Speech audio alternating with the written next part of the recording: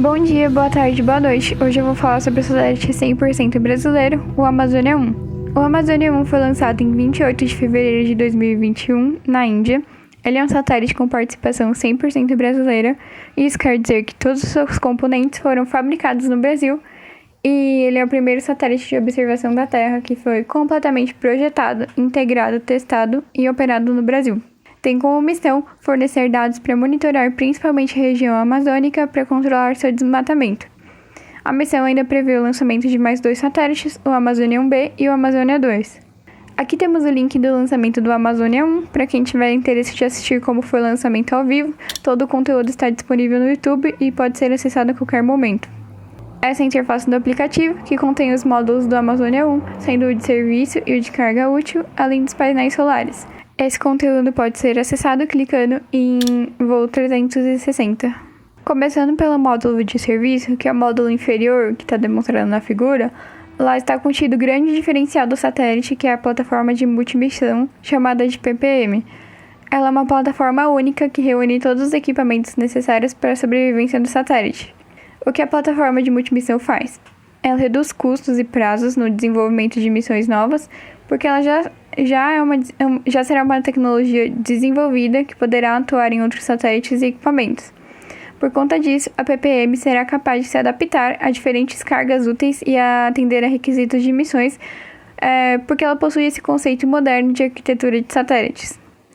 Toda essa tecnologia desenvolvida poderá ser aplicada em parcerias nacionais e internacionais, abrindo ainda mais portas e visibilidade para a tecnologia que o Brasil vem desenvolvendo no setor aeroespacial.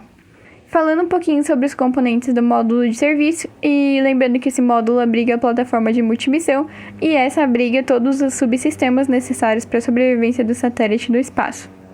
O primeiro subsistema é o controle de altitude, órbita e supervisão de voo, que é responsável por processar os dados brutos coletados e, como o próprio nome diz, é responsável pelo controle de altitude e órbita e faz todo o monitoramento necessário para manter o satélite em órbita.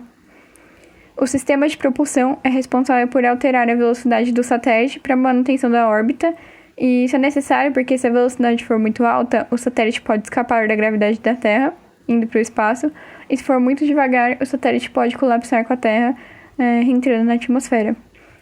O combustível da propulsão é a hidrazina, que é um líquido com propriedades similares à amônia. A estrutura mecânica é o subsistema responsável pelo apoio para a instalação de outros subsistemas, como painéis solares, equipamentos e proteção. O gerador solar converte energia solar incidente nos painéis solares em energia elétrica, e os painéis solares podem ser vistos também no aplicativo Conquistando o Espaço. O suprimento de energia, também chamado de PSS, é responsável pelo armazenamento, acondicionamento e distribuição de energia elétrica para o satélite. Nesse subsistema está contida a PCDU, que é a unidade de condicionamento e distribuição de energia. O controle térmico é responsável por distribuir o calor do satélite para que todos os equipamentos operem dentro do limite de temperatura projetado, para que nenhum equipamento seja danificado. O comando para o acionamento de aquecedores é feito pelo sistema ACDH, que significa controle de altitude e órbita, e foi retratado nos slides anteriores. A telemetria e telecomando é responsável pela comunicação entre os satélites e o INPE e garante todo o monitoramento e controle do satélite. O segundo módulo é o módulo de carga útil, que abriga as câmeras e equipamentos de gravação e transmissão de dados de imagens. Ele está localizado na parte superior do satélite.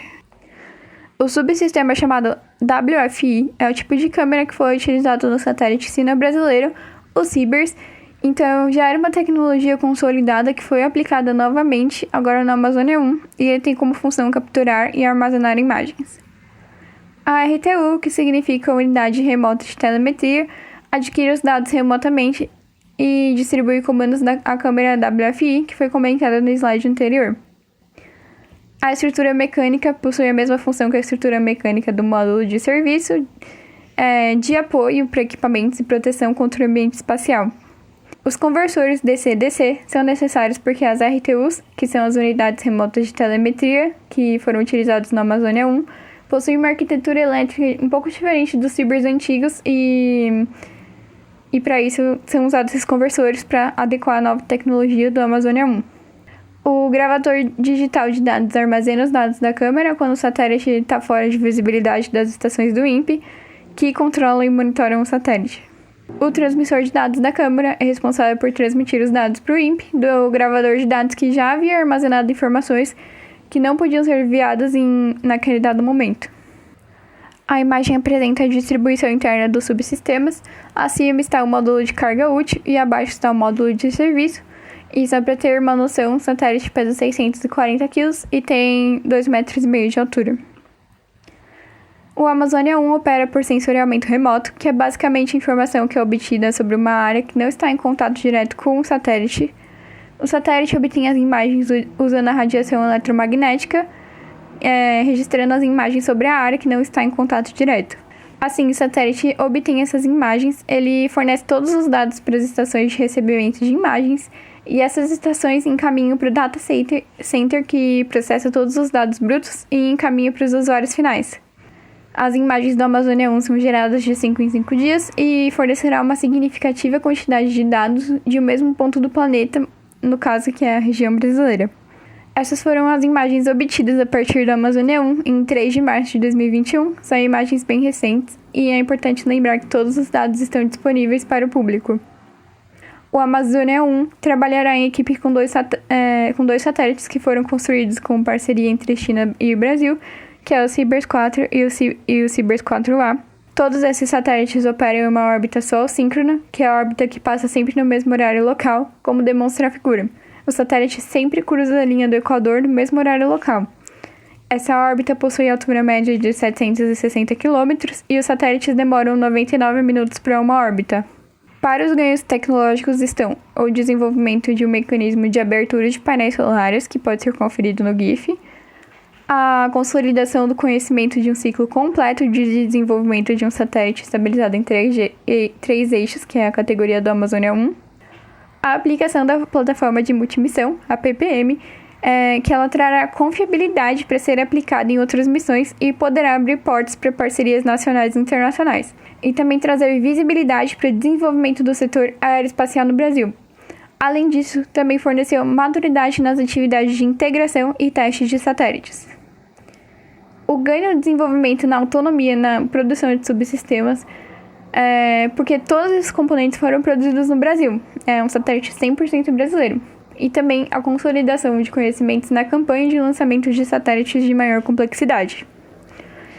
Por fim, a consolidação e aquisição de experiências nas tomadas de decisões e ações em condições críticas de operação e a aquisição de experiência na execução de operações para encerramento do ciclo de vida da missão, que seria o processo de mitigação quando a missão acabar.